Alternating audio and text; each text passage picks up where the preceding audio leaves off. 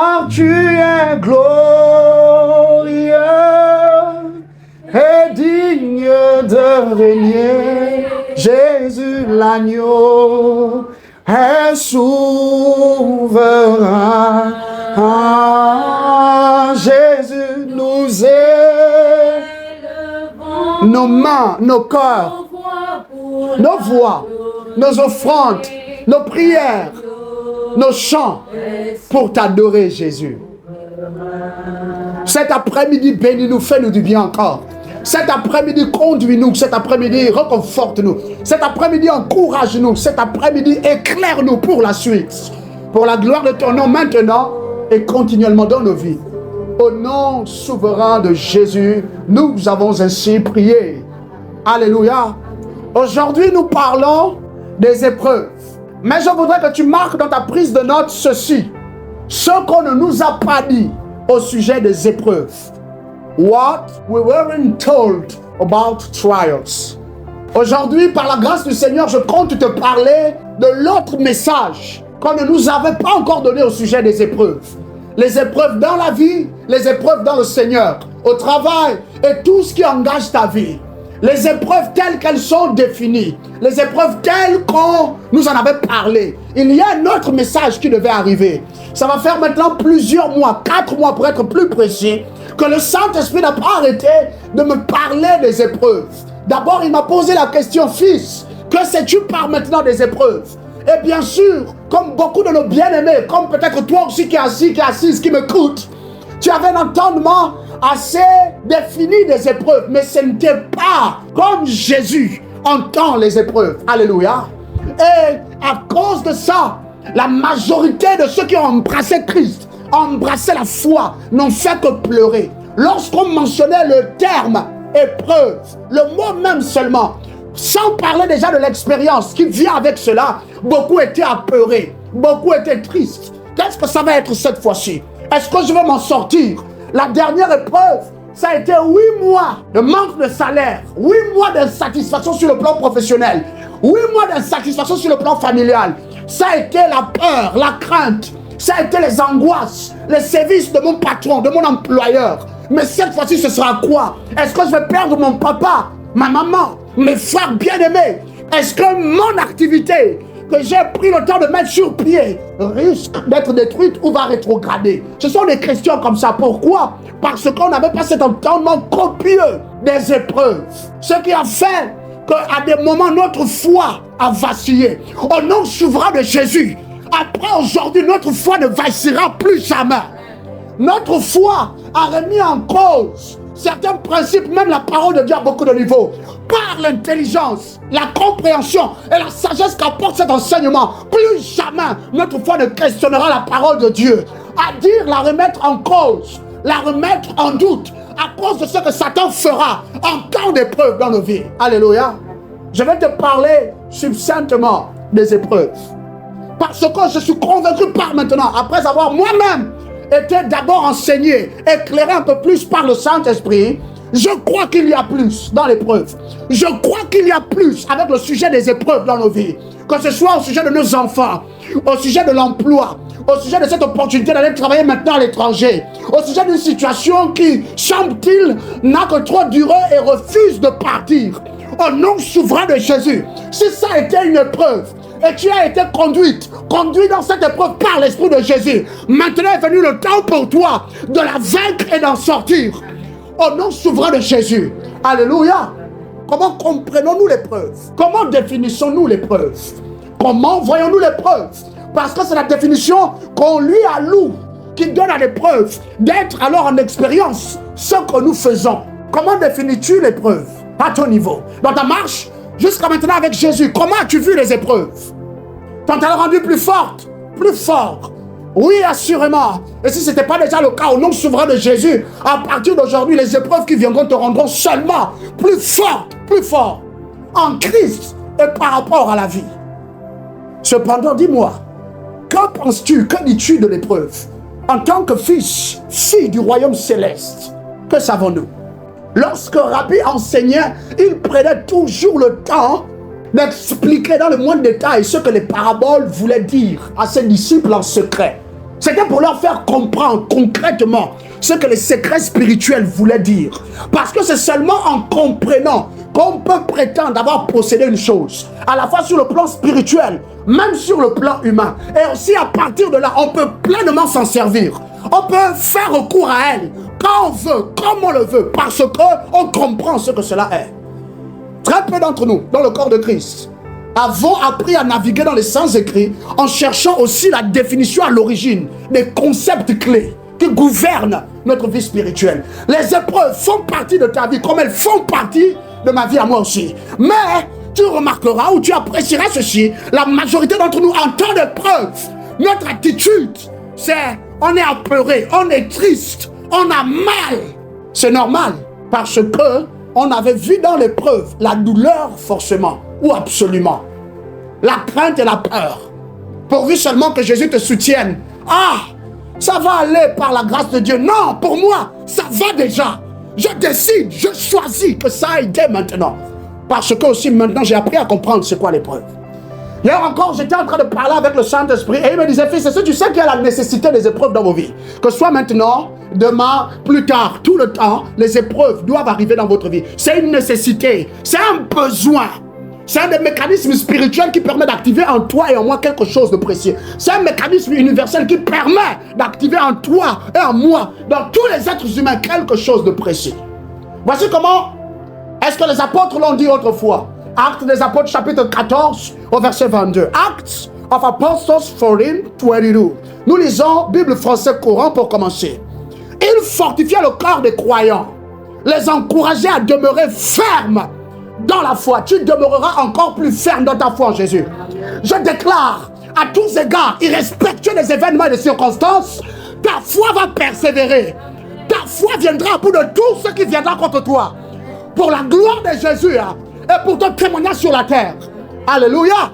Il passait le temps à les encourager. Il passait le temps à leur dire, écoutez, il faudra que vous teniez bon, ferme jusqu'au bout.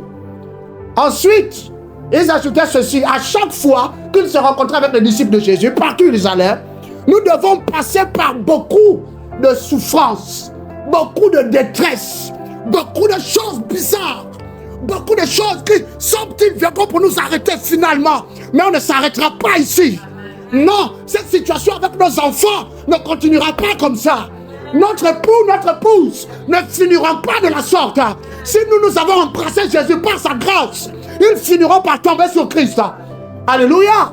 Mais nous devons passer par beaucoup de souffrances entre-temps avant de voir ces choses s'accomplir, avant finalement d'accéder au royaume de Dieu. Alléluia. Pour toi, comme pour moi, les épreuves sont une nécessité, mais c'est une nécessité parce que derrière c'est une très grande bénédiction. Je suis en train de te parler désormais de l'autre versant du message qui doit venir avec les épreuves. On nous a trop dit que c'était quelque chose de douloureux, de difficile, quelque chose qui va venir remettre en doute ou sinon questionner, éprouver ta foi en Jésus-Christ. Et c'est vrai, mais on ne nous a pas dit la suite. Et c'est la suite qui confortera davantage notre foi en Jésus. Et tu es là assis, tu es assis dans la présence de Jésus. Tu ne partiras pas d'ici à moins que tu ne sois transformé. Davantage transformé, arrimé pour la suite des événements. Nul ne connaît demain. Par la foi, nous croyons que demain sera. Par la foi en Jésus, nous croyons que demain aussi, il nous le donnera et la sera pour nous. Cependant, l'expérience de demain, ni toi ni moi, au-delà de toute notre mesure de foi, nous n'avons déjà fait l'expérience de demain. Et sache que demain en soi qui doit venir, que tu ne connais pas déjà, que tu n'as pas encore expérimenté, est une épreuve. Alléluia. Alors, c'est quoi l'épreuve? Qu'est-ce que l'épreuve? Nous allons définir l'épreuve. Simplement, je vais te parler à corps ouvert de quelque chose que j'intitulerai les enseignements de l'épreuve. Mais avant d'arriver là-bas, allons découvrir par la grâce de Jésus ce qu'est l'épreuve. Ensuite, bâtissons le fondement de cet enseignement qui, je crois, de tout mon cœur te bénira comme jamais. Jamais tu n'avais encore été béni autrefois. Parce que dans ta marche avec Jésus, tu vas acclamer, tu vas célébrer dans les temps d'épreuve. Ce sera particulier et c'est là-bas aussi que tu verras un autre homme, une autre femme jaillir de toi. Cette version plus conséquente de toi, qui ressemble davantage à Jésus, qui s'est arrimé davantage dans les principes spirituels. Tu prieras, mais tu prieras désormais différemment. Tu loueras Jésus, mais ce sera différemment. Tu adoreras de tout ton corps, de tout ton être. Mais cette adoration sera un type d'adoration encore plus pur, parce que provenant des dimensions plus profondes et plus élevées. des royaumes célestes. Alléluia. Je vais définir à la fois dans la proportion spirituelle et physique. L'épreuve est l'opportunité universelle, entre parenthèses, qui se présente sous forme d'événements, de circonstances ou de manifestations douloureuses ou complexes. Tu fermes la parenthèse, d'accéder à la maturité. Elle donne de découvrir et de transformer la teneur intérieure de l'homme, lui permettant de devenir toujours plus mature en caractère, en foi, dans le processus de la vie. Et entre parenthèses, encore nous marquerons cette maturité avérée. À ce point-ci de notre caractère et de notre foi est la finalité de l'épreuve. Plus simplement dit, l'épreuve, lorsqu'elle vient dans la vie, désormais comprend comme ça, c'est l'opportunité universelle. Que tu sois en Christ ou non, peu importe, l'épreuve n'a pas de respect pour ta confession spirituelle ou le type de foi à laquelle tu t'es adonné. L'épreuve vient pour te donner d'accéder à ceci, la maturité. Tous les individus sur la terre sont venus pour migrer vers ce seuil, la maturité. Tous. Et que tu sois en Jésus ou que tu sois encore seulement appartenant à la terre, aux choses de la terre, l'épreuve doit venir pour te rendre mature. Si tu ne deviens pas mature, si je ne le deviens pas, il y a des choses qui ne pourront jamais nous être confiées. Aucune chose qui soit très glorieuse, aucune chose qui soit très pesante en gloire, en poids, en célébrité, en accès et en influence ne peut être accordée. Même si tu triches, même si tu manipules les éléments de la création, même si tu forces le concours des circonstances, de la chance qui arrive dans la vie des hommes selon que Dieu leur donne, cette chose-là tu finiras par la perdre si tu n'as pas atteint la maturité. Donc, à toi qui souffres en ce moment, à toi là qui est comme au fond de la fosse, dans le puits des ténèbres, sache que ce que tu vis, c'est pas pour te tuer, mais c'est pour te rendre mature. Et si tu as déjà atteint un quelconque degré de maturité, avec respect, que ce soit l'univers, ou même le royaume de Jésus, c'est-à-dire Christ lui-même en toi, il va toujours t'exposer à d'autres niveaux d'épreuves. Nous sommes bénis. Ces épreuves, cette épreuve-là vient pour te donner à toi-même d'abord de découvrir la teneur intérieure qui réside en toi. Par teneur intérieure, c'est de quel bois es-tu faite? Es-tu fait? Qu'est-ce qui te constitue intérieurement? Quelle est la mesure de vie qui t'habite par maintenant? Pour ceux qui ont déjà Jésus, ou même pour ceux qui sont encore dans le monde. Est-ce que les choses en toi, est-ce que ta force mentale, ta force émotionnelle et sentimentale pourraient te permettre de passer n'importe quelle situation qui arriverait sans que tu ne perdes la tête, sans que tu ne faiblisses, sans que tu ne commences à déblatérer, sans que tu te mettes à pleurer, sans que tu te mettes à crier à l'aide, alors que tout va bien avec toi. Alléluia. C'est pour te donner à toi de parvenir là-bas. Pourquoi? Parce que sans ce mécanisme, il est difficile pour les hommes de s'asseoir et de travailler dans leur vie sur la base de ce qu'on appelle l'introspective. Alors l'épreuve, c'est le meilleur des moyens pour donner aux hommes d'être des introspects dans leur propre vie et dans la vie de ceux qui les environnent. J'espère que tu es béni maintenant. Alors, à partir de ce moment-là, tu remarqueras que ce que tu découvres de toi, soit ça te rend joyeuse, parce que tu te rends compte que tu es bien forte, parce que tu te rends compte que tu es un homme qui est capé à tous égards, qui peut endurer des choses pour le bien de sa communauté, de sa société, de sa nation, de son continent, de sa génération, où tu ne l'es pas encore. Donc, il faut que je me laisse transformer. Il y a un travail que je dois faire sur moi-même. C'est pour cela que l'épreuve vient. C'est la quête de la maturité. L'univers te dit mature. Et le ciel te dit mature. Crie avec moi maturité. Crie encore dit maturité. À tous ceux qui sont éprouvés, que l'esprit de grâce vous apporte plus de maturité. Dans ces épreuves, devenez mature. Alléluia. Il faut que je sois transformé. Il faut que je m'arrive un peu plus. Il faut que je comprenne davantage les choses de la vie. Il faut que je devienne plus stable. Il faut que je devienne quelqu'un sur qui les autres pourront intentionnellement et continuellement compter. Ça, c'est de quelqu'un dont je parle. Alléluia. Après cette épreuve, tu seras 10 fois meilleur que tu l'as été. Je prophétise et déclare sur ta vie, quelle que soit l'épreuve que tu traverses, qu'elle te semble aujourd'hui comme petite, bénigne, ou qu'elle semble encore grande comme une montagne, qui te serait capable de soulever devant toi et de jeter dans la mer. Au nom de Jésus, tu passeras bien cette épreuve. Et à la fin, tu en sortiras 10 fois meilleur par l'Esprit de Christ en toi. Alléluia. Il faut que je me transforme. Il faut que je me transforme. Et quand je me transforme, alors cette teneur en moi devient plus solide, devient plus conséquente. devient plus affermie en moi. Elle devient plus abondante. Maintenant, je peux devenir quelqu'un d'autre qui parle avec douceur au milieu des difficultés, qui parle d'amour. Quand bien même il est rejeté, elle est rejetée, méprisé, abandonné de tous, trahi. Alléluia. À partir de là, lorsque je me transforme, alors je me rends compte que je suis en train d'embrasser des mesures de maturité toujours plus élevées, toujours plus conséquentes. Je veux que tu comprennes, bien aimé, par la grâce et la vertu du Saint-Esprit, je te parle par l'autorité, non seulement de sa parole, des révélations, mais surtout de la confirmation des révélations que nous avons par cette même parole. Jésus-Christ, au-delà de tout ce que tu as vécu, comprends, Jésus veut te rendre mature. Et il veut te rendre mature en quoi? En caractère et en foi. Pour toi qui as déjà Jésus. Mais pour le commun du mortel, généralement parlant, Jésus veut nous rendre mature en caractère. Il y a quelque chose avec le caractère de l'homme qui doit révéler son origine céleste. Qu'il confesse déjà Jésus pleinement, pas encore. Il doit avoir un caractère. Elle doit avoir un caractère solide, un caractère copieux, un caractère qui soit digne de confiance, un caractère qui montre aux autres que je peux être un digne leader au milieu de vous. Je peux être un bon papa. Je peux être une bonne soeur, un bon frère. Quelqu'un éclairé, n'est-ce pas? Merci Saint-Esprit.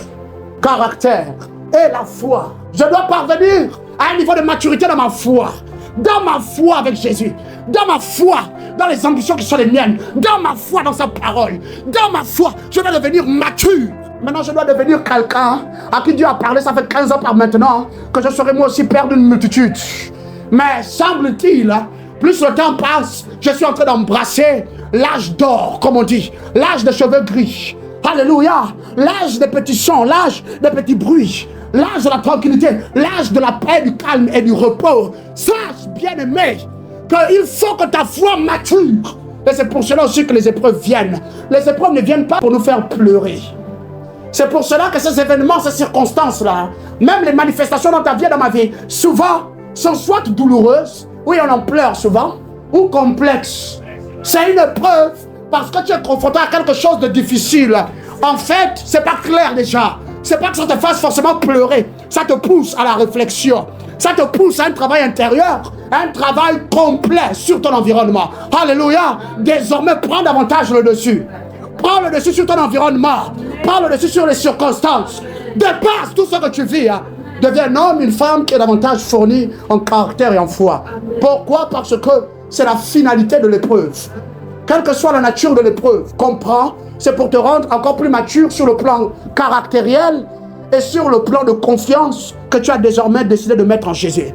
Le bien-aimé, ou encore l'apôtre Jacques le crie comme ceci. Jacques 1er, le verset 2 jusqu'à 4. James 1, 2-4. Nous allons lire Free Bible Version, la version gratuite ou sinon libre de la Bible. Et la Bible déclare ceci. My friends, mes amis, choose to stay happy even when all kinds of troubles come your way. Choisissez de rester, de demeurer joyeux, quand bien même n'importe quel genre de troubles, d'épreuves, de détresse, de persécution viennent sur votre route. À partir d'aujourd'hui, par l'esprit d'excellence, j'appelle cette grâce dans ta vie. Choisir, décider de rester joyeux, joyeuse. Surtout, et même plus quand ça fait mal, quand ça ne va pas. Pour la honte et la disgrâce de Satan dans ta vie et la gloire du royaume de Jésus toujours plus.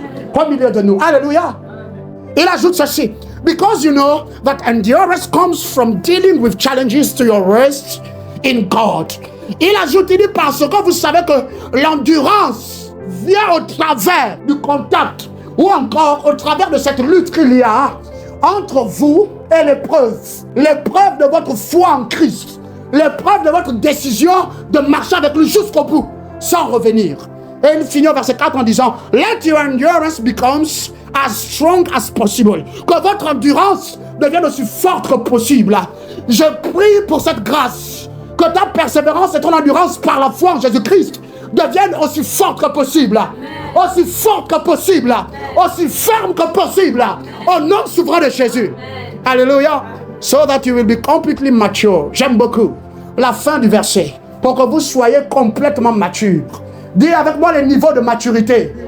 C'est là-bas que je tends. Et je deviens de plus en plus mature. Alléluia. La Bible déclare que tu parviendras à un point où Tu seras tellement mature que dans ta vie, il n'y aura plus, tu vois, les petits langages qu'on tient là souvent pour critiquer, pour murmurer les autres. Tu vois, cette intention de souvent tromper, de déchirer. Parce que nous, on n'est pas arrivé déjà où les autres sont, n'est-ce pas? La Bible dit que nous ne serons plus ainsi. Pourquoi? Parce que nous serons parvenus à la maturité complète. En Christ, devenir comme Jésus. Se parer au jour de l'enlèvement. Nous aurons été rendus complètement matures.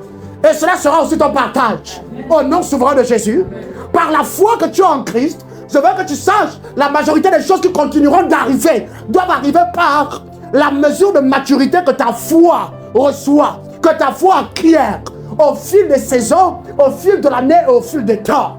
La définition de l'épreuve pour toi comme ça. J'espère de tout mon corps que tes yeux sont un peu plus ouverts sur les réalités du ciel. Maintenant, tu sais c'est quoi l'épreuve. C'est plus juste ce qu'on t'avait dit. L'apparition, la visitation du monde des ténèbres. Dire que c'est une période, tu dois connaître d'abord le désert.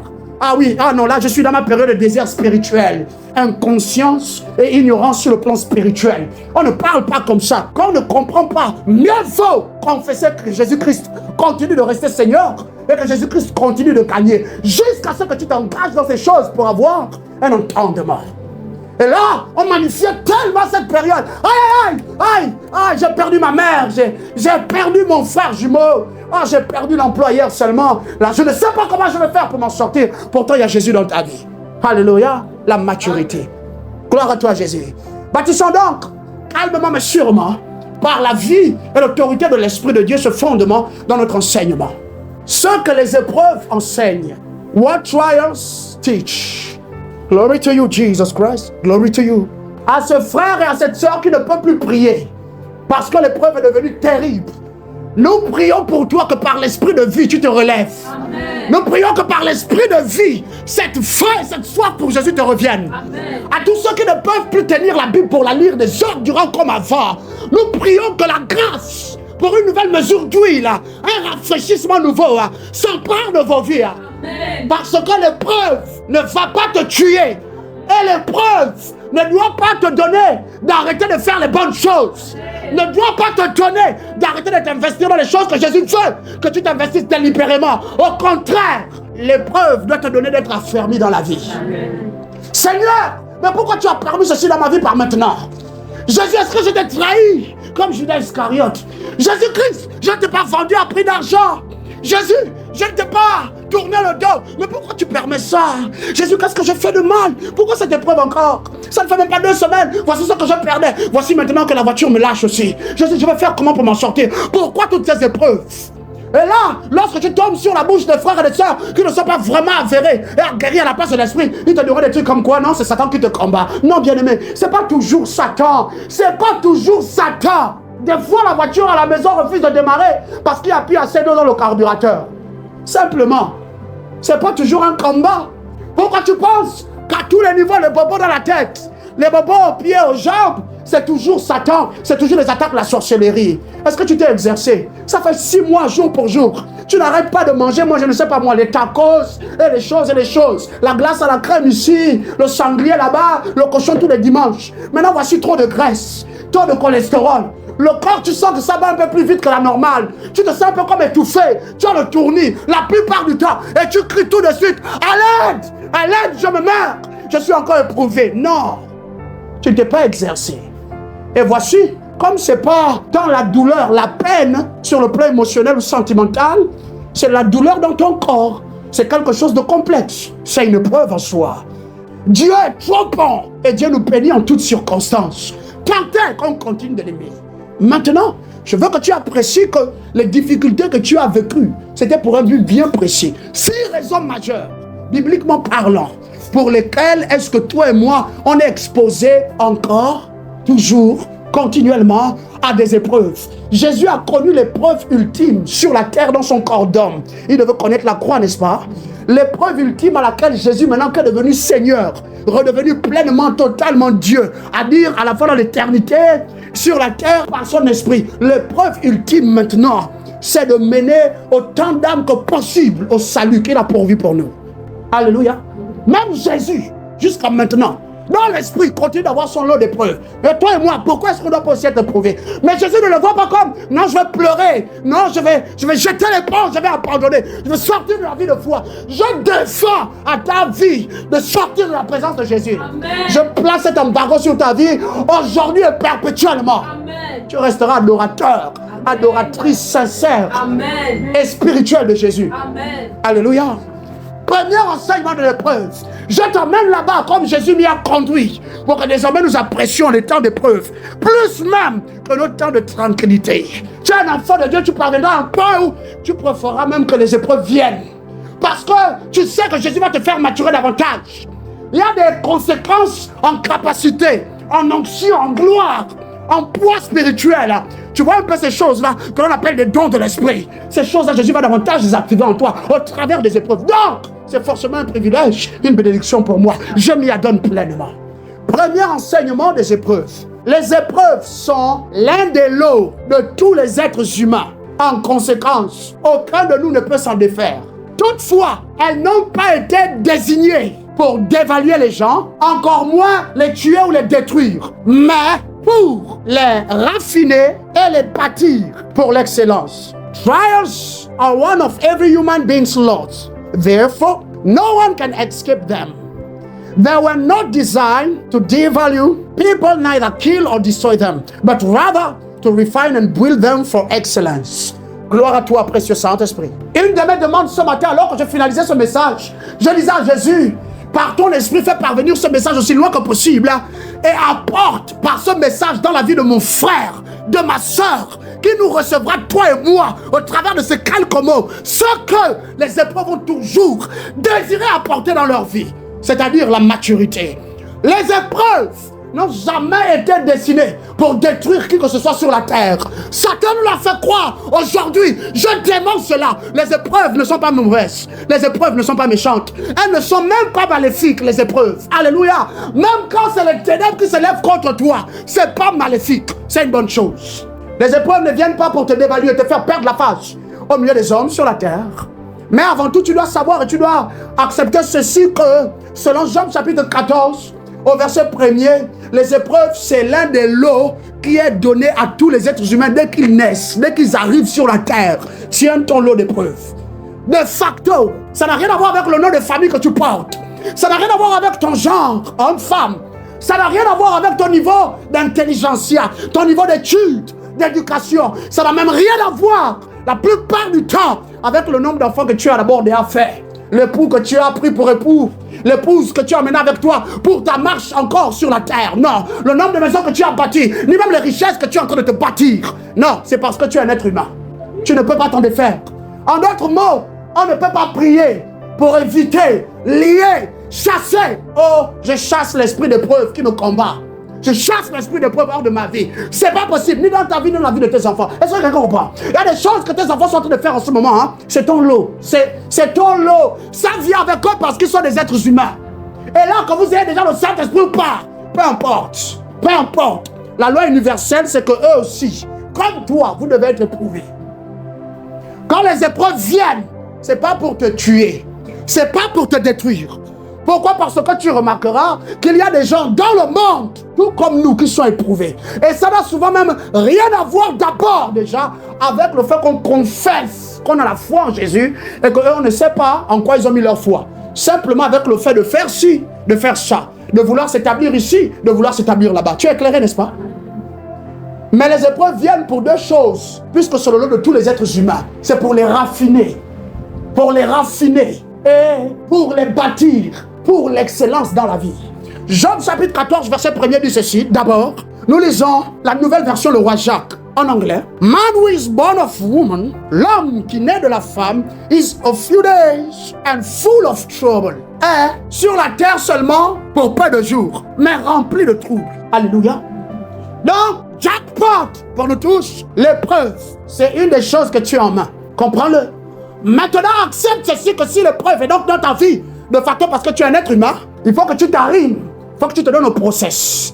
Et voici comment l'apôtre Paul le dit, puisque Dieu nous bâtit, ou nous raffine au travers des épreuves. Pour toi qui es un enfant de Dieu, tu peux avantager ta vie davantage au travers des épreuves, parce que tu comprendras ceci. Philippiens chapitre 1er, verset 6. La Bible déclare dans la Bible du Semeur, et j'en suis fermement persuadé.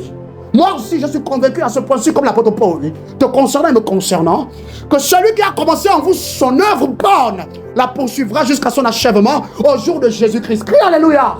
Crie encore Alléluia. Dis, cette épreuve me rendra meilleur. Déclare-le plus fort, que le diable t'entende. Cette épreuve me rendra meilleur. Dis, je ne mourrai pas. Je ne mourrai pas. Mais une autre version de moi émanera de celle actuelle.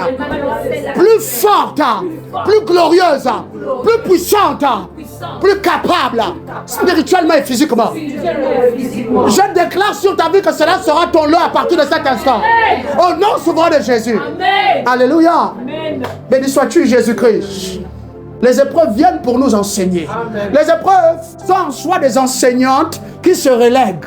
Au fur et à mesure qu'on passe un certain âge, au fur et à mesure qu'on accède à ceci, à cela dans la vie, les épreuves aussi viennent. Et ça change de forme, tu vois. Ça change de couleur. Ça change d'intensité. Tu ne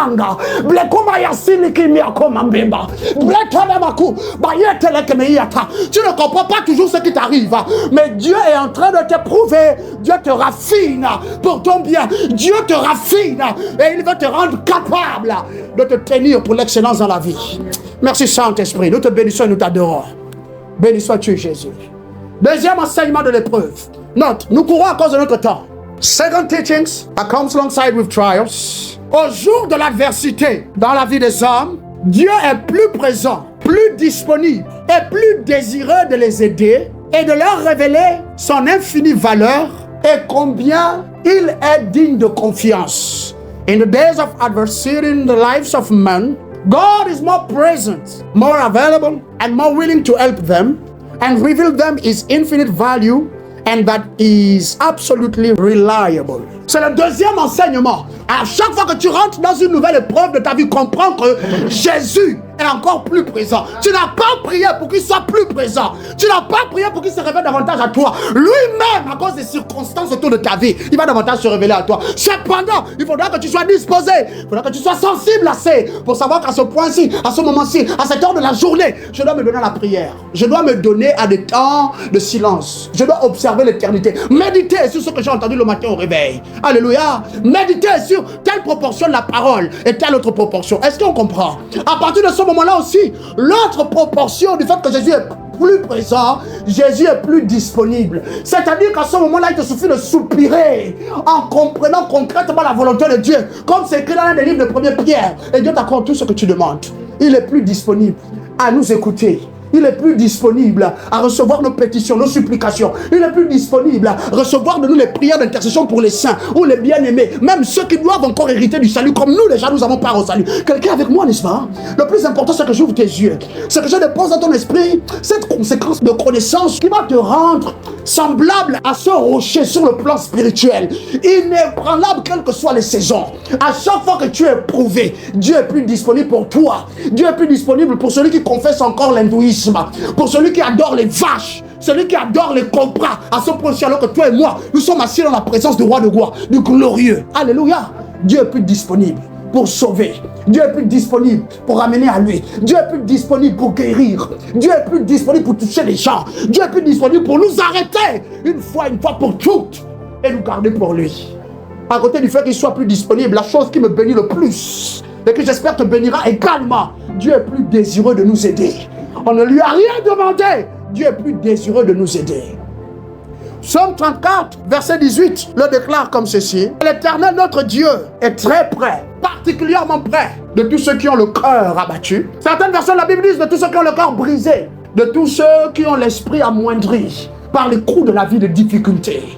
Ici, ce n'est pas pro-Jésus. Dire tu es pro-Jésus, homme, femme, et tu vas recevoir absolument l'aide de Jésus. Sa présence et la continuité de sa présence dans l'épreuve. Non, il dit une fois que tu es éprouvé, je suis présent. Une fois que tu es éprouvé, je suis plus disponible.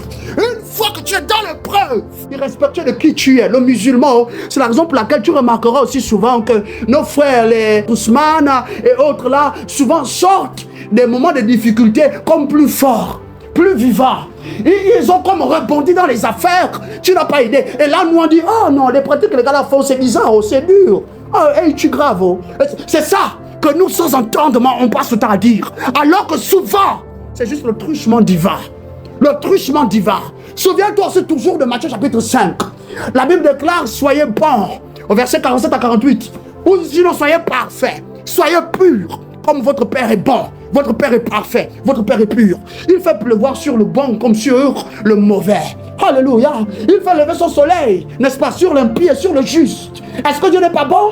Ainsi dans l'épreuve, c'est comme ça que Dieu montre sa bonté, révèle sa bonté. Il est plus désireux de t'aider. Pour toi qui es l'enfant de Jésus, je prie que l'aide parvienne à ta vie. Amen. Que l'aide te parvienne cette semaine. Amen. Que l'aide te parvienne avant que ce mois ne finisse. Amen. Que cette aide que tu recherchais te parvienne soudainement. Amen. Au nom souverain de Jésus-Christ.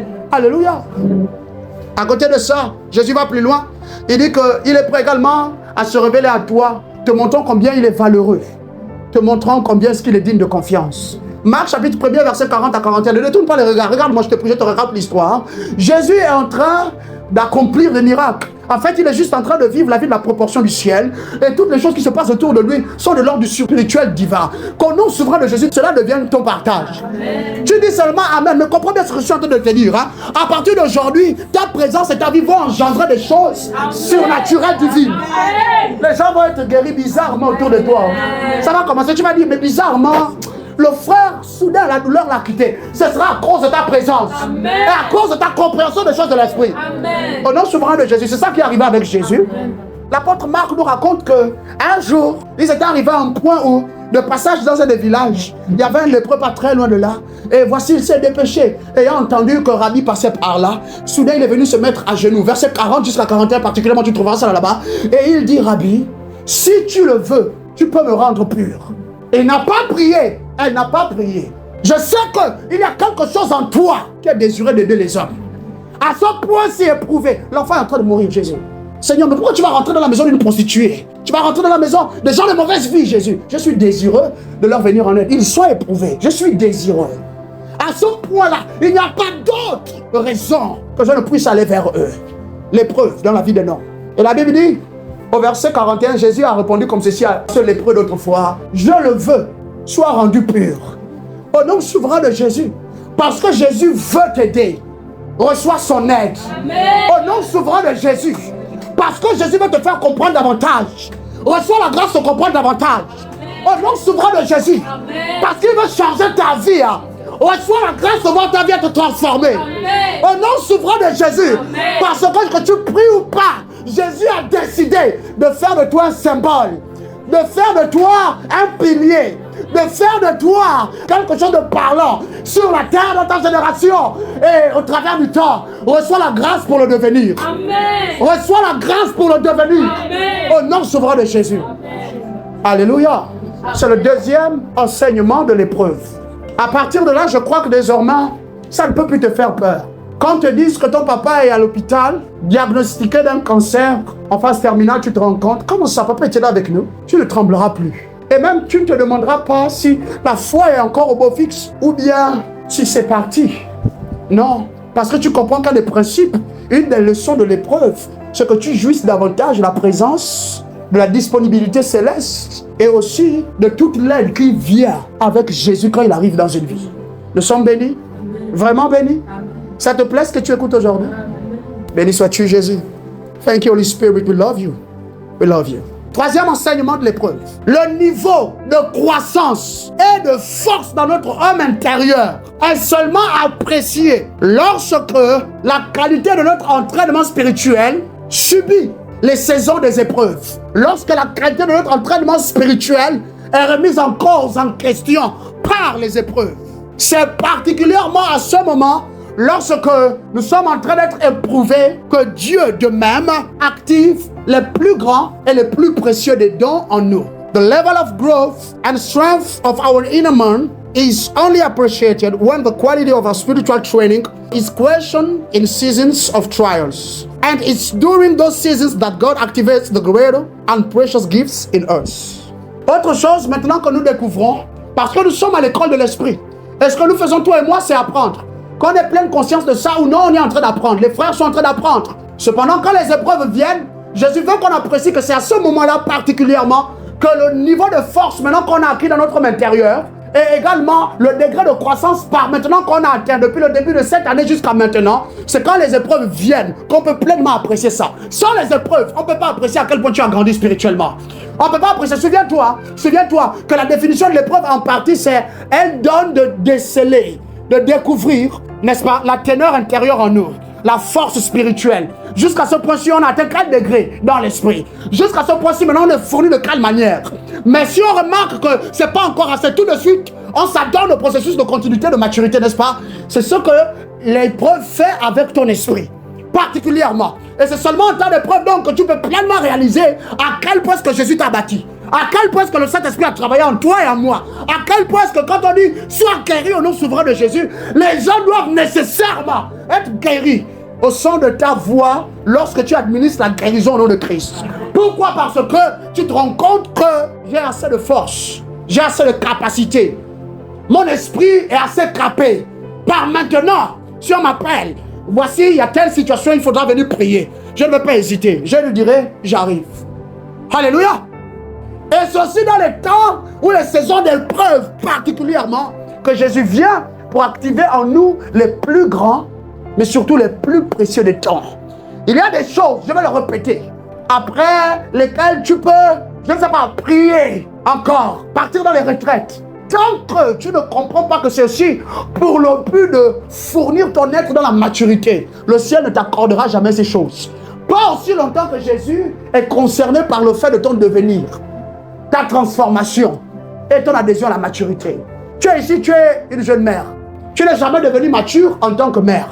Jamais. Tu es seulement resté mère au premier niveau. Tu as enfanté et tu as vu les enfants grandir. Jusqu'à maintenant, ils ont grandi à l'âge qu'ils ont. C'est tout. Mais derrière, ce qu'une mère doit faire correspondre dans la vie de ses enfants par le truchement de l'esprit. Tu n'es pas encore arrivé là-bas. Donc, tu n'es pas encore mature. Conséquemment, dans le domaine de mère. Pareil avec les pères. Combien de leaders aujourd'hui dans les assemblées n'ont pas atteint ce degré de maturité normalement qui les qualifie maintenant à recevoir le micro pour déclarer des choses sur la vie des gens. Quand bien même c'est des frères dans le Seigneur. Quelqu'un me suit? C'est pas que je suis en train de dire qu'ils sont mauvais ou elles sont mauvaises. Non, les leaders, hommes, femmes dans les assemblées. Mais c'est juste qu'ils ne sont pas assez qualifiés. Parce qu'au final, l'épreuve ne nous a pas encore donné cette note les concernant que c'est bon pour eux. Ils ont passé ce niveau d'épreuve.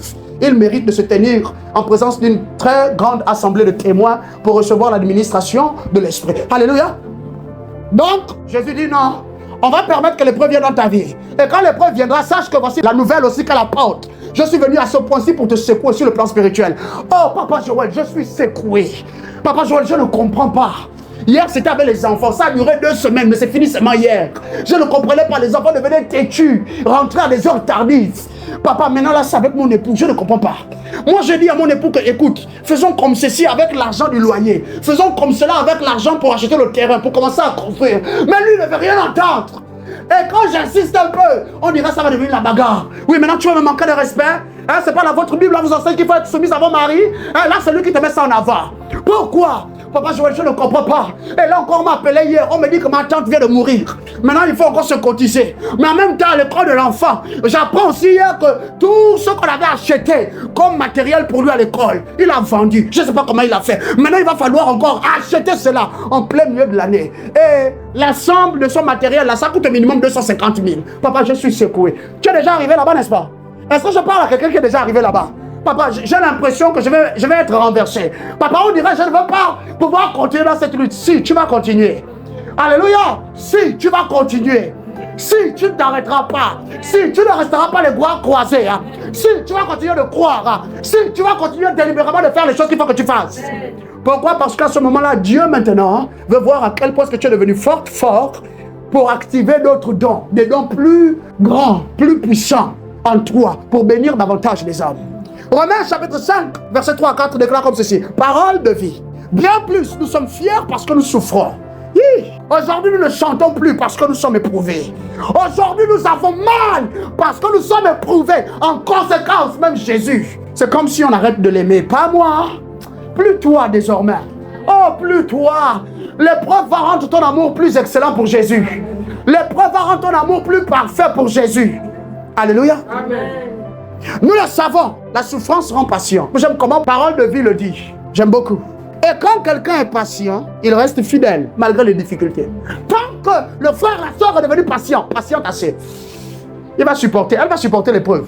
Quelle que soit la durée des difficultés, deviens plus patient. Amen. Deviens plus patiente. Au nom souverain de Jésus, reçois de l'endurance et de la persévérance. Amen. Plus qu'avant, au nom de Jésus. Amen. Alléluia. Il faut que tu aies également ça. La Bible finit en disant ceci. Celui qui est fidèle garde l'espérance. Tu comprends? Par maintenant, j'ai appris à persévérer dans l'épreuve. Il y a assez de stamina en anglais. On dit, il y a assez d'endurance en moi. That trial, I can take it. Cette épreuve-là, je pourrais la confronter. Droit dans les yeux, sans baisser le regard. Et je la menacerai de toute manière. Je lui dirai que tu es venu me trouver. Et tu ne partiras pas avec moi. Je resterai là. Je viendrai à bout de toi. Est-ce que Paulé Denis Makar? Tu pars à l'épreuve, Zibani. Robokopoye Akima. Sais-tu qui suis-je? Sais-tu qui suis-je? Sais-tu qui je suis devenu? Jésus-Christ habite en moi. Tu ne peux pas me prendre. Tu ne peux pas prendre mes enfants. Qui t'a permis? Jésus-Christ, je m'en remets à toi et à toi seul. Et là, Jésus te regarde. Jésus voit ton esprit. Ah, c'est l'attitude que j'aime. C'est l'attitude que j'aime. C'est l'attitude que j'aime. Ça va faire maintenant 2 semaines, 3 semaines. Je continue mes veillées de prière. Comme si de rien n'était. Ça va faire maintenant 21 jours. Je continue d'adorer. Alléluia. Avec passion, avec amour, avec détermination et avec envie. Alléluia. Que Jésus bénisse son peuple. Béni sois-tu, Saint-Esprit. La Bible déclare, 2 Corinthiens 4, 8 à 11. Regarde comment l'apôtre Paul le déclare. Bible français Coran. Nous sommes accablés de toutes sortes de souffrances, mais non écrasés. Ça fait mal, c'est vrai. Sur le côté, ça fait mal, c'est chaud. On dirait que vraiment, je vais suffoquer. Mais tu n'es pas en train de mourir. Étrangement, la chose là qui te fait mal comme ça ne peut pas te tuer. Mon Dieu, il y a quelque chose en moi qui ne peut pas permettre que je meure ici. Jésus a dit qu'on ira de l'autre bord. Il n'a pas dit qu'on va sombrer. Il n'a pas dit qu'on va se noyer maintenant. Alléluia. Jésus a dit qu'on va traverser la vallée de l'ombre et de la mort. Il y aura tellement de difficultés dans ta vie, avec ton foyer et avec tout ce que tu vis sur le plan professionnel. Mais Jésus a dit que l'épreuve va durer seulement un temps. Car il n'y a point de preuve au travers de laquelle il nous a donné d'aller, qui soit venue plus forte que nous, et sans laquelle, lorsqu'elle est venue, il a chargé en elle l'opportunité pour nous, non seulement de l'endurer, de la subir, mais d'en sortir meilleur. Au nom souverain de Jésus, tu sortiras meilleur de chaque épreuve désormais. Béni sois-tu, Jésus. À cause de notre temps, je ne peux pas tout te lire. Va lire le reste à la maison. L'apôtre Paul est en train de dire, à cause de Jésus, le jour durant, nous sommes persécutés. À cause de Jésus, le jour durant, nous sommes transpercés sur les côtés. À cause de Jésus, le jour durant, nous sommes mis à mort. Mais on ne meurt pas. À cause de Jésus, le jour durant, nous sommes flagellés. À cause de Jésus, les délivrances, les guérisons, les croisades et les conversions des âmes des hommes à la doctrine de Jésus. Voici, on nous fait de la paix. Mais même jetés dans de cuves d'huile bouillante, on ne meurt pas. Je déclare encore ce point de prière pour quelqu'un. La saison de sortir de cette épreuve est arrivée pour toi. Amen. Et au nom souverain de Jésus, tu ne la manqueras pas. Amen. Béni sois-tu, Jésus. Gloire à toi. Gloire à toi, Jésus. 4e enseignement. Qu'on ne nous avait pas dit que les épreuves apportaient dans nos vies, c'est celui-ci. Les épreuves révèlent la véritable nature de ce qui réside dans le cœur humain, dans le but de l'en débarrasser ou d'y être affermi pour devenir une bénédiction pour les autres. Trials reveal the true nature of what resides in the human heart in order to get rid of it or to be strengthened in it and bless others. Tu arrives à ce point-ci dans ta marche avec Jésus et tu es un frère, tu es passionné par Jésus. Cependant, tu ne sais pas que une des choses que les épreuves font en toi, c'est juste servir de scanner spirituel. On ouvre ton cœur dans l'éternité et on voit la nature de ce qui y réside. Oh, précieuse Patricia, comment Dieu te bénisse. Comment tu as ouvert ta maison jusqu'à maintenant pour nous accueillir. Et depuis, j'espère que Jésus s'est révélé à toi. Il a agi dans ta vie, dans la vie de tes enfants. Cependant, il ne s'arrêtera pas là-bas. Amen. Oh, papa, mais vraiment, c'est pour l'amour de Jésus que j'ai fait ça. Il n'y a que Jésus et toi qui savez vraiment la nature de ton amour là dont tu parles. Est-ce que tu comprends? Oh non! Non, ça c'est mon frère, c'est ma soeur. Je ne pourrais pas le trahir. Je ne pourrais pas les trahir. Mais comment je peux? Ah non, ça c'est les gens, on a mangé ensemble. Et comme moi je ne peux pas les trahir, je sais qu'eux aussi jamais ils ne me trahiraient. Tu connais la nature des choses qui habitent dans leur cœur? Par maintenant, tu connais ce que leur cœur maintenant abrite? Tu connais la place que l'argent a pris dans le cœur de tel frère, de telle sœur? Tu connais la place que la notoriété, c'est-à-dire la célébrité, la gloire sur la terre, on l'a vu. Avec aujourd'hui, une grosse chose que j'appellerais une arnaque, comme ça qui saute aux yeux, mais on préfère continuer de s'y adonner. La prophétesse a dit, alléluia, toutes ces choses-là, dans le corps de Christ, lorsque les épreuves viennent pour éprouver les bergers, les apôtres, les prophètes, c'est simplement pour que nous tous, désormais, nous sachions ce qui est réellement dans nos cœurs. Ce qui est réellement dans nos cœurs. Et quand Jésus va commencer à regarder ton cœur, c'est pour regarder s'il y a ce qui est corruptible ou ce qui est incorruptible. Soit, Jésus te dira, dans tes temps de prière ou d'adoration, Jésus, le frère, le bien-aimé, papa, à la salle d'adoration m'a dit, va demander à Jésus de te révéler l'idole qu'il y a dans ton cœur. Simplement. Oh mais non papa, moi je sais qu'il n'y a pas d'idole, papa, moi vraiment j'observe mon culte dans mes prémices, mes offrandes à Dieu, mon temps de prière, vraiment l'alliance je respecte. Va demander à Jésus de te révéler l'idole qu'il y a dans ton cœur. Bon, tu as quand même obéi. Quand tu rentres chez toi, voilà en train de prier, tu n'as même pas fini de dire Jésus merci pour ce temps ou cet autre temps de communion avec toi. Voici le flash. Une grosse image. Tu connais c'est quoi? Regarde les liasses de billets comme ça. C'est le dollar. Mon Dieu. Livre sterling juste à côté. Mon Dieu, c'est ça. Sur une table comme ça, une table basse. Oh, d'abord ton cœur commence à penser que voici.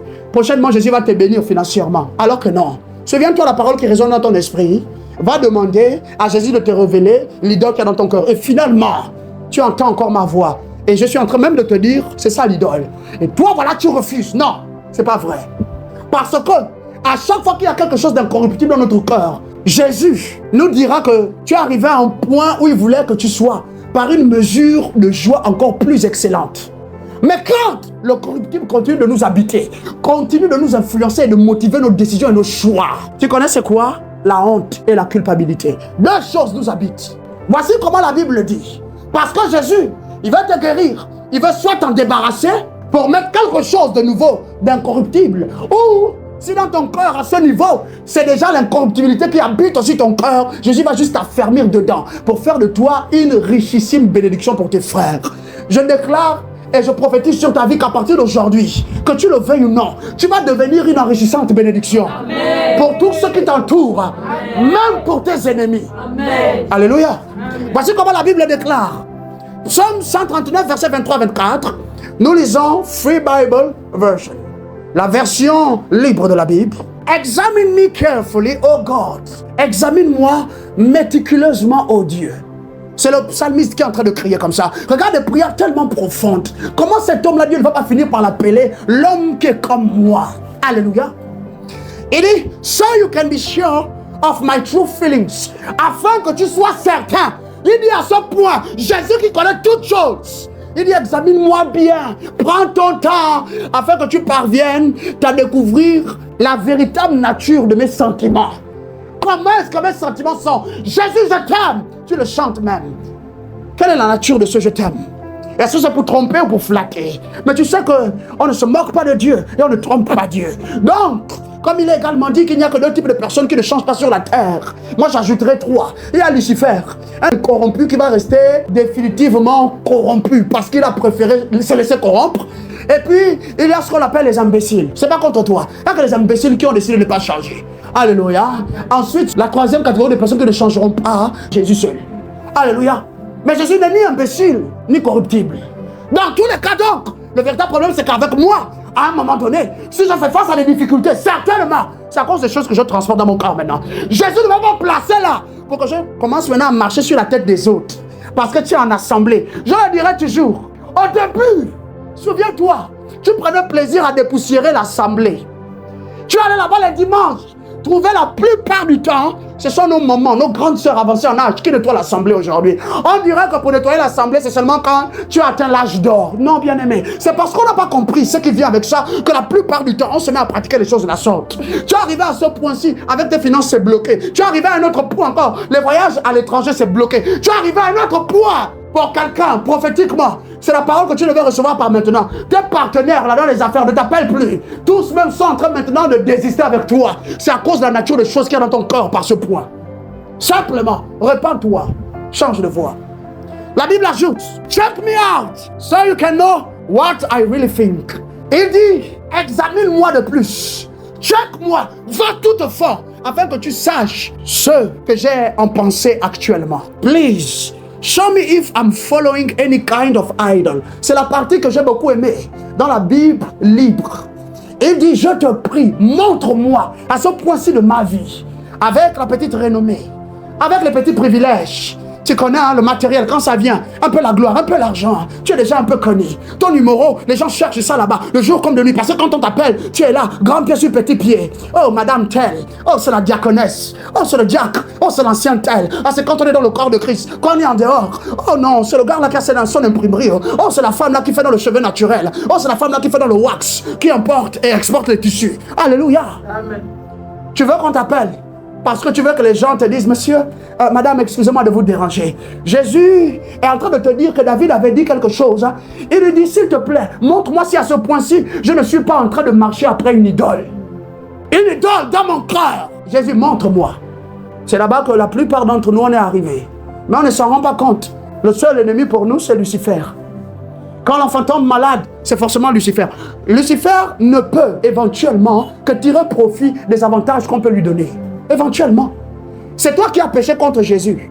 Maintenant, tout ce qui t'arrive en ce moment, tu es seulement en train de dire que c'est Lucifer. Réponds-toi. Honte! Mon frère, ma soeur, toi qui continues de faire les choses de la sorte. Pourtant, tu as enseigné. Pourtant, tu lis un peu la Bible. Et tu te comportes comment? Alléluia. Parce que Jésus veut nous révéler la véritable nature de ce qui nous habite. C'est aussi pour cela. 2 Corinthiens 1er 4 dit, il nous réconforte dans toutes nos détresses. À tous ceux qui sont éprouvés, le réconfort vous arrive. À tous ceux qui sont éprouvés par l'esprit de grâce, le réconfort nous arrive. À tous ceux qui sont en détresse, à tous ceux qui sont en train de continuer maintenant de regarder la mort, ça fait 6 mois et ça n'a pas arrêté. La main de Dieu vient sur vous. Le réconfort divin arrive. La force et le courage vous viennent. Et que cela bâtisse vos vies. Vos maisons, vos foyers, vos affaires et vos activités. Au nom souverain de Jésus. Alléluia. Afin que nous puissions réconforter ceux qui passent par toutes sortes de détresse, en leur apportant le réconfort que nous avons nous-mêmes reçu de lui. Jésus maintenant, s'il t'a fermé dans les bonnes choses, ce que le Saint-Esprit va t'inciter à faire désormais, c'est de chercher les personnes qui sont éprouvées. Jésus te mettra en contact avec les personnes qui sont éprouvées, qui ont seulement besoin de recevoir une parole de connaissance à bord du transport en commun le matin. Le jour-là, tu parleras, tu penseras que, oh, moi je ne sais même pas, j'ai seulement dit comme ça. Oh, je ne sais pas trop, mais j'ai seulement parlé. Et j'ai vu que la personne a baissé la tête. J'ai pu voir dans le coin des larmes. C'est là que le Saint-Esprit commence à te dire que par maintenant, tu peux te faire confiance. Là-bas dehors, la majorité d'entre nous, si on arrivait chez nous, ceux qui vivent avec nous, rien que par leur conduite, si ce sont les enfants, ils auraient peur de trahir papa, maman. Que papa, maman se comporte comme ci, comme ça. C'est mauvais. Papa, maman, il y a des mauvaises choses dans le cœur de papa. Papa passe le temps seulement à nous insulter. Maman passe le temps à nous rabaisser. Jamais ils ne nous disent, vous avez bien fait les enfants. Comment papa, maman, pour tout ce qu'on fait, ils nous disent seulement, fais. Si tu ne fais pas, tu ne manges pas. Si tu ne fais pas, on coupe les sous de poche. Un parent qui ne dit jamais, je te prie mon enfant, pourrais-tu faire ça pour moi? Pouvez-vous sortir les poubelles? Pouvez-vous nettoyer la maison? Je vous prie les enfants. Non. Et nous on pense que comme on est un parent, et en plus comme on pense qu'on est un frère dans le Seigneur qui est aîné, on peut imposer quoi que ce soit aux autres. Que Dieu nous délivre. Amen. Si tu ne comprends pas ça, si tu ne te répands pas, si je ne me répands pas, quand dans mon corps il y a encore la corruptibilité à l'œuvre, bien aimé, l'épreuve là va continuer de durer. Et ça là, même si tous les apôtres au Gabon, tous les apôtres en Afrique imposaient tous les mains sur toi le même jour, au même moment, et versaient en plus des bouteilles d'huile d'onction, l'épreuve ne va pas finir. Ça va rester là. Alléluia. Soyons sages. Comprenons que ça vient pour questionner notre fort intérieur, pour nous remettre en cause. Et tu remarqueras que la plupart du temps, donc, quand les gens sont matures dans le Seigneur et qu'ils connaissent les épreuves, leur attitude, c'est beaucoup la repentance. Leur attitude, c'est beaucoup la repentance. Brise-moi, façonne-moi, donne-moi la forme qui te plaît. À ce point-ci, Jésus, j'ai remarqué qu'il y a quelque chose. Brise-moi. Il y a une mauvaise tendance, Jésus. Il faut que tu modules la tendance en moi. Je remarque que j'ai cette facilité à critiquer. Mais je ne sais pas d'où ça me vient, Jésus. Les voisins, les collègues de travail. Jésus-Christ, rentre dans mon cœur, travaille là-bas. J'arrive à un point, même avec mes propres enfants, je n'arrive pas à bénir mes propres enfants. Oh, parce que quoi? Ils m'ont offensé. Ah, ils ne peuvent pas me parler comme ça, je suis quand même leur père, je suis quand même leur mère. Ça c'est qui? Hein? Un petit frère dans le Seigneur, tu ne vaux même rien. Tu es même qui? Moi je suis un apôtre, moi j'ai payé le prix moi. Hein? Tu sais tout ça pourquoi je suis passé par là. D'ailleurs je te maudis. Qui t'a donné ce droit de maudire les gens juste à cause de la nature des choses qu'elles transportent? On est fourbe, mauvais à beaucoup de niveaux. On est en train de souhaiter que le mal arrive aux autres, juste pour qu'on prenne leur place. Que Dieu nous délivre. Amen. Alléluia. J'espère que nous sommes bénis. Amen. Sinon, on ne sera jamais de bénédiction. 5e leçon, bien-aimé, que les épreuves apportent dans ta vie et dans ma vie. Avec les épreuves viennent l'opportunité de s'isoler pour aller rencontrer le Dieu qui nous a créés. L'opportunité de mieux se connaître pour gagner plus de maturité dans la vie. With the trials come the opportunity to isolate oneself, to meet God who created us and know oneself better, to gain more maturity in life. Plus tard, il y a cet enseignement également qui nous parvient alors que nous sommes éprouvés. Alors que les hommes et les femmes sont autour de nous, continuent de nous appeler, cherchent à rentrer en contact avec nous. Mais tu prends conscience d'une chose, c'est comme si il y a une force dans ta vie, autour de ta vie, qui repousse les autres. C'est pas toujours démoniaque. Et à ce point-ci, quand tu as tout fait, tu as tout bien fait, c'est pas Satan qui te combat, mais c'est Dieu qui appelle à un isolement avec lui. Certains de nos bien-aimés, on n'a pas encore cultivé l'attitude ou l'habitude de nous isoler. Je me souviens, j'avais 19 ans, quand Jésus est rentré dans ma vie. Depuis que Jésus est rentré dans ma vie, je lui ai dit simplement, sois mon ami et toi, choisis les amis que nous aurons ensemble. Je ne savais pas et je n'avais pas idée que cette simple confession ferait autant de dommages dans ma propre vie. Il y a ceux qui sont sur la terre encore alors que je te parle, qui ne m'ont pas fait du mal particulièrement, que j'appelais autrefois mes frères, mes vieux frères. Aujourd'hui, ils ne font plus partie de ma vie, seulement dans mon cœur et dans mes prières à Jésus. Pourquoi? Jésus a filtré. Il faut que tu apprennes à cultiver l'attitude de t'isoler, mais pas seulement de rester enfermé dans la chambre, dans la maison, durant tout le week-end, pour toi-même, pour regarder les téléréalités, les choses stupides qui nous abrutissent, qui font rentrer les démons dans nos maisons et au sein de nos foyers. L'esprit de divorce, l'impudicité sont de plus en plus dispatchés, partagés dans le monde au travers de l'outil que l'on appelle la télé et certains programmes dans la télé. Donc, soyons plus sages. Ah non, le frère là, quand il parle comme ça, lui là quand même, il exagère, hein? Il est un peu trop radical. Ça c'est quoi? Il veut montrer qu'il est vraiment spirituel. Et nous on n'aime pas ça. Est-ce que parce qu'on a Jésus, ça veut dire qu'on ne peut plus regarder les télé-réalités? Aussi longtemps que tu continueras de regarder les télé-réalités, Satan va faire de ta vie un feuilleton. Au quartier, c'est là-bas que ça va commencer. C'est dans ta maison qu'il y aura toujours à 1h du matin, on entend le pou. C'est le mari et toi qui commencez déjà à faire la bagarre. Alléluia. Satan va faire de ta maison, de ta famille, un feuilleton. Tes enfants, vos enfants au quartier seront ceux qui, soit seront les voleurs, qui passeront le temps à casser les choses chez les autres. Et tout le temps, voici la disgrâce et le déshonneur dans ta famille. Alléluia. Que Jésus-Christ nous préserve de tels effets. Amen. Cependant, il faut qu'on active en nous cette envie, ce désir d'aller chercher Dieu. D'aller chercher Dieu. Dieu qui nous a créés. Si tu n'as pas cultivé l'habitude là, à des moments tu es éprouvé parce que Dieu veut t'isoler. Ça a plus de sens maintenant. L'épreuve là, j'ai défini, c'est l'opportunité d'accéder à quoi? La maturité. Et ici aussi, de toute manière, c'est pour que tu deviennes mature. À des moments, Dieu veut se faire connaître à toi. La Bible déclare que Dieu a un projet pour un homme. Un très grand homme. Quand on rentrera dans l'éternité, tu verras comment on chante aussi ces louanges là-bas, comment on chante celle de Jésus. Alléluia. Parce que c'est aussi ce que Dieu réserve à tous les saints, tous les bien-aimés, qui auront combattu le bon combat, qui auront gardé la foi jusqu'au bout et qui auront triomphé. La Bible nous parle du serviteur de Dieu que l'on appelle Moïse, qui a été fidèle dans toute sa maison. Exode chapitre 3, le verset 1er jusqu'au verset 13. La Bible nous dit que voici ce que Moïse a accompli en Égypte. Il a reçu finalement l'influence de sa destinée divine. Ça l'a impacté. Ayant voulu accomplir la délivrance de Jésus de son peuple par lui-même, il a tué un Égyptien. Il a fait couler le sang qui aussi était innocent. Parce que cet Égyptien ne faisait qu'obéir aux ordres. Alléluia.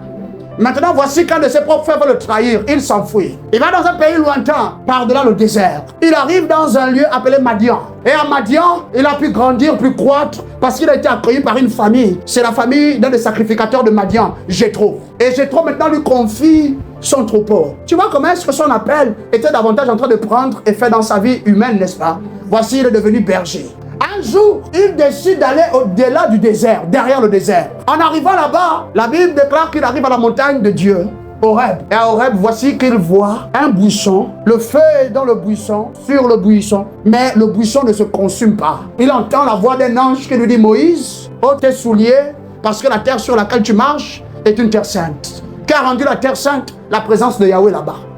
Voici qu'il dit, je vais me détourner pour voir cette grande vision. Et maintenant, Dieu l'appelle Moïse. Moïse. Tous ceux qui ont entendu leur nom être appelés ainsi par Jésus, vous êtes des personnes d'alliance divine. Il y a une alliance entre le ciel et vous. Là, ce n'est pas vous qui avez orchestré l'alliance. Non, Dieu a tracé lui-même quelque chose depuis l'éternité jusqu'à vous. Moïse, je suis le Dieu de tes pères. Moïse avait besoin de retrouver ou de recontacter le Dieu qu'il avait mis dans les entrailles de sa mère, autrefois en Égypte. Moïse avait besoin d'une rencontre avec Dieu pour se retrouver. Moïse avait été éprouvé, avait fui l'Égypte seulement dans le seul but de rencontrer Dieu. D'autre part, Moïse avait besoin de faire la découverte de lui-même. Il avait besoin de parvenir au point où il faut qu'il sache qui il est véritablement. Pourquoi? Dieu devait le charger. Avant de le charger, Dieu devait d'abord l'impacter séance tenante. De quoi? De la sagesse. Et cette sagesse sur la terre se traduit par la maturité.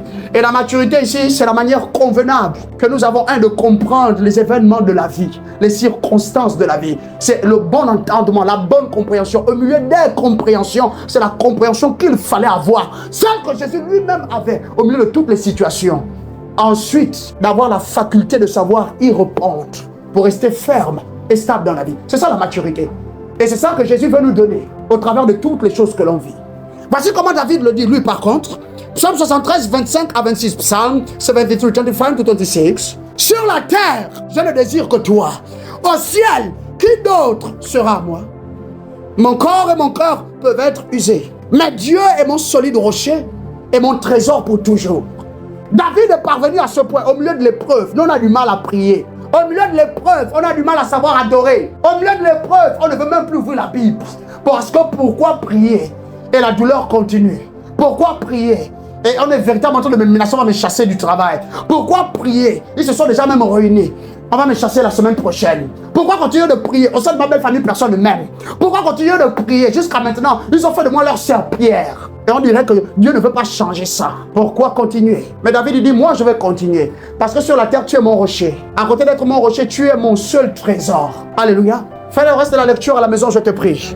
Voici la dernière leçon que les épreuves également t'enseignent désormais. Les choses longtemps espérées ou attendues sont sur le point de se manifester pour m'introduire dans des niveaux supérieurs de gloire. Mais des objections s'y opposent. Things long sought or expected are about to manifest and introduce us into superior levels of glory, but objections opposed to them.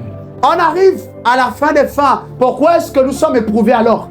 C'est la seule proportion de l'épreuve qu'on a toujours mis ensemble dans la majorité de nos assemblées. On nous disait qu'il y a un combat spirituel, il y a des attaques sur le plan spirituel. Ta bénédiction est sur le point de se manifester. Alléluia. Mais Satan refuse cela. Éventuellement et effectivement. C'est pour ça d'ailleurs que je ne prendrai pas plus de temps à t'enseigner là-dessus. Il faut que tu saches qu'une des raisons pour lesquelles est-ce que tu es éprouvé majoritairement, c'est parce que les choses que tu as longtemps espérées, pour lesquelles tu as longtemps prié, les choses que tu as longtemps cherchées à la place de l'esprit, hein, tu as fait des dons, tu as fait comme la Bible déclare. Si tu ensemences 2 dans la vie de ceux-là, tu recevras 4 en retour. De la part du ciel ou de la part de ces personnes-là, je ne sais. Mais la Bible assure que si tu fais le bien te reviendra. Quand? Je ne sais pas. Donc, tu as observé une attitude de patience, de persévérance. Tu as fait le bien.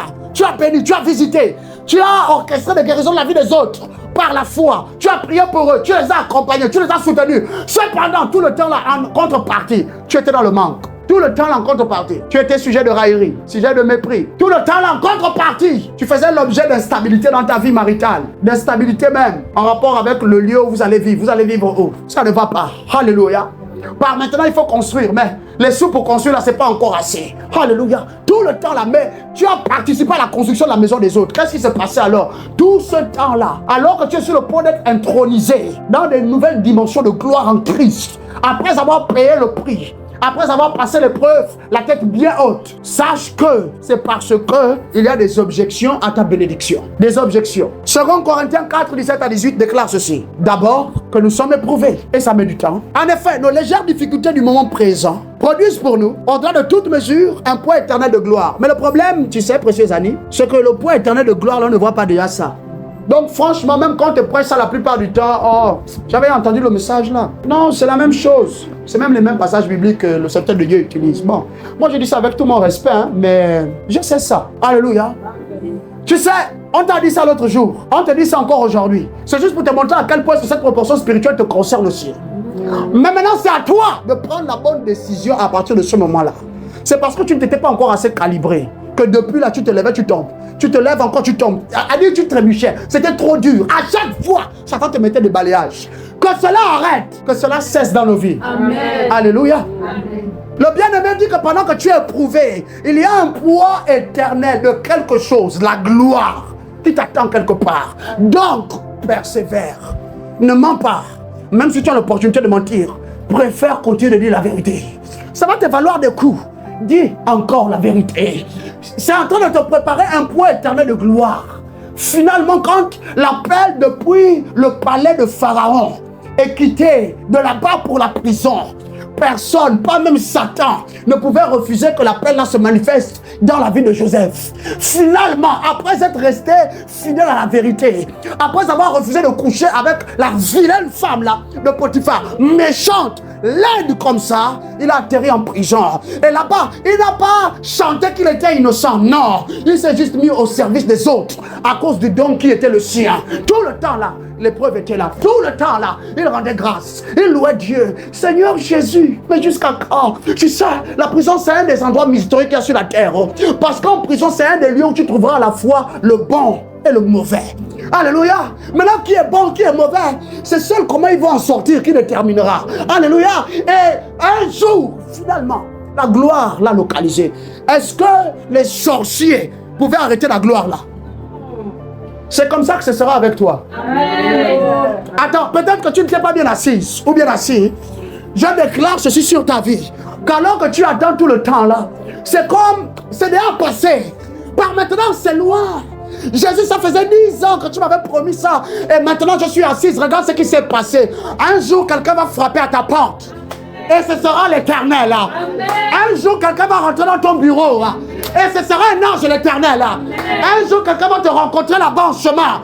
Et ce sera le ciel qui t'aura visité. Et la gloire de l'Éternel reposera sur toi. Et la gloire de l'Éternel rendra ministère à ta vie. Et la gloire de l'Éternel te mènera à d'autres lieux. Et la gloire de l'Éternel te fera être célébré au milieu de tes contemporains. Au nom souverain de Jésus. Je dis souvent aux gens, regardez-moi maintenant. Je suis encore frêle, maigre. Regarde-moi comment je suis. Mais je suis en train de travailler un point éternel de gloire. Et je sais où je vais. Ma vie en soi est devenue une épreuve constante. Et j'aime ça parce que je suis en train de travailler. Mettre en moi des choses que pas même la mort ne pourra me voler. Ces choses-là, c'est ce qu'on appelle la richesse divine. Le trésor en toi et en moi. Je l'ai trouvé, maintenant je le raffine. Bien aimé, arrive le moment où tu sors. Tu n'as pas idée des choses qui se passent dans le transport en commun. Les gens sont en train d'être impactés. Une influence divine étrange émane dans leur vie à cause de ta présence là-bas.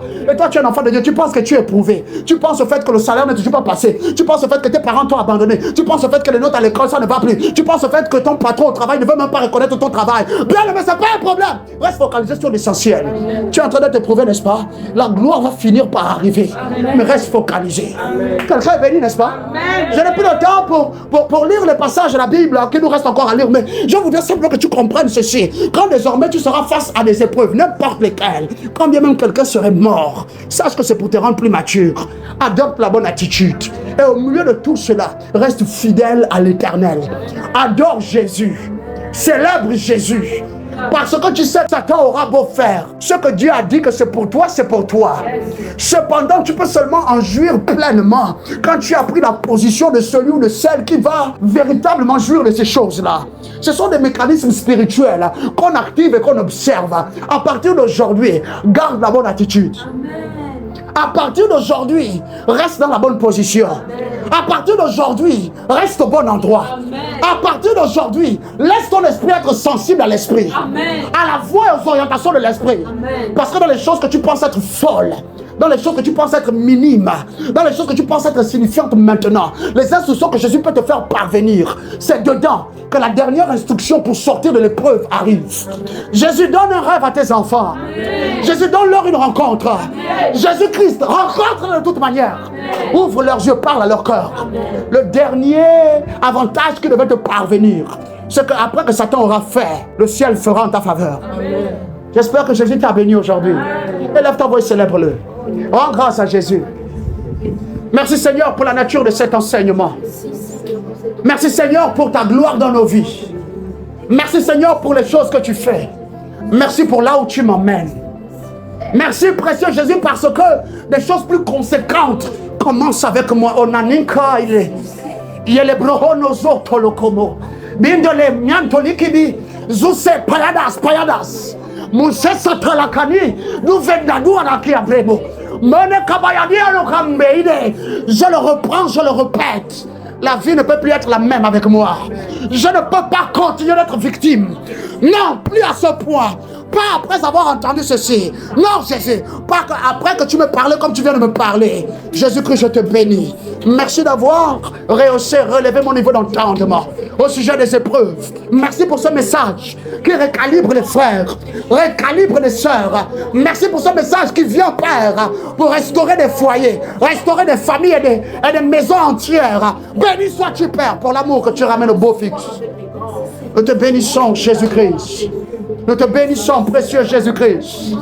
Nous te bénissons, précieux Jésus-Christ. Pour ce que les épreuves désormais feront en nous. Nous le savons. Désormais, c'est ce que nous vivrons. Gloire à toi, précieux Jésus. Pour tout qui nous fait grandir aussi. Tout qui nous donne de continuer de t'aimer. Pour les choses qui viennent, qui nous rapprochent davantage de toi. Les choses qui nous rendent plus matures. Qui nous rendent plus fermes et plus stables. Gloire à toi, Yahweh. Béni sois-tu, Jésus. Béni sois-tu, précieux Jésus-Christ. La puissance qui vient d'en haut. Il y a la puissance qui vient d'en haut. La puissance qui vient d'en haut. Il y a la puissance qui vient d'en haut. Moi je sais. Oui, je sais. Et je crois. Qu'il y a une puissance qui vient d'en haut. Moi je le sais de tout mon cœur. J'en suis persuadé qu'il y a quelque chose qui va sortir du ciel pour moi, pour me faire du bien. La puissance qui vient d'en haut. Il y a la puissance qui vient d'en haut, Jésus. Puissance qui vient d'en haut. Il y a la puissance. C'est la puissance pareille pour les bien-aimés, pour toi et pour moi qui m'écoute. Sache aujourd'hui qu'il y a une force qui doit être tout le temps déployée pour toi. Et c'est particulièrement engagé lorsque tu es éprouvé. Mais comprends ce que l'épreuve a. Et reçois cette puissance. Merci Jésus-Christ. Merci Jésus-Christ. Il y a la puissance qui vient d'en haut. Oui, je sais et je crois. Il y a la puissance qui vient d'en haut. Jésus, ton peuple était présent aujourd'hui. Ils ont écouté la parole avec des cœurs doux, comme ceux des enfants. Je sais que ta parole leur est parvenue comme tu me l'as donnée. Je prie pour ceci toutefois, que ta parole les bénisse davantage. Que ta parole les libère encore plus. Que ta parole les encourage encore plus. Que ta parole les motive par-dessus tout. Dans le manque, dans le besoin, dans les détresses, les afflictions, Jésus-Christ apparaît-leur par ta parole. Seigneur, avec cette semaine qui arrive, je prie que ta parole soit comme une semence qui a été plantée en ce jour et qui va germer dès cette nuit, portant du fruit à partir de la semaine qui vient. Afin que toute cette semaine, Père, ils soient bénis partout où ils iront. Alors qu'ils seront éprouvés dans les rapports avec les hommes, questionnement de la vie, leur foi éprouvée, Jésus, ils seront bénis, seulement bénis. Ils seront élevés. Ils seront Jésus-Christ affermis. Visite leur maison, visite la vie de leurs enfants. En ces temps d'examen, en ces temps Jésus-Christ d'épreuve, en ces temps de sélection d'ordre naturel, je prie que de toute manière, ils soient qualifiés. Amen. Au nom souverain de Jésus. Les épreuves ne nous affaibliront plus. Amen. Plus jamais. Les épreuves nous transformeront en quelque chose de plus grand, de plus fort, de plus mature, de plus stable. Merci Seigneur de compter leurs pas et de les conduire également. Merci de bénir notre nation et de la faire prospérer en ta présence. Merci de faire prospérer les hommes et les femmes de foi authentiques dans cette nation. Dans ta présence et au milieu des hommes, dans les ministères que tu leur as confiés, dans leurs appels. Merci de faire prospérer Africa, notre terre-mère, dans ta présence. Au milieu des hommes et Seigneur, dans l'histoire de l'humanité. Visite les nations du monde, Jésus. Il y a quelqu'un qui a besoin de toi. Parviens à cette personne au travers de nos mots, au travers de notre foi et de nos désirs. Cette semaine est bénie pour toi. Amen. Peu importe ce qui arrivera, tu seras avantagé. Amen. Peu importe la teneur du soleil, tu seras avantagé. Amen. Peu importe la nature de l'économie, tu seras avantagé. Amen. Béni sois-tu, Jésus-Christ. Merci, Seigneur. Au nom souverain de Jésus, nous avons prié. Amen, amen et amen. Partageons la grâce. Let the grace of our Lord Jesus Christ, the love of God, and the sweet fellowship of the Holy Spirit be and rest abide with us now and henceforth. Amen. Surely, goodness and mercy shall follow us all the days of our lives, and we shall dwell in the house of the Lord forever and ever. Amen, and amen, and amen. Entre maintenant et la fois prochaine, nous nous reverrons. Sa présence en toi sera devenue tellement intense que les gens seront guéris. Amen. Au travers de ta présence, les gens auront des solutions. Amen. À cause de sa présence en toi qui s'intensifie, le ciel va te visiter. Amen. Au nom souverain de Jésus.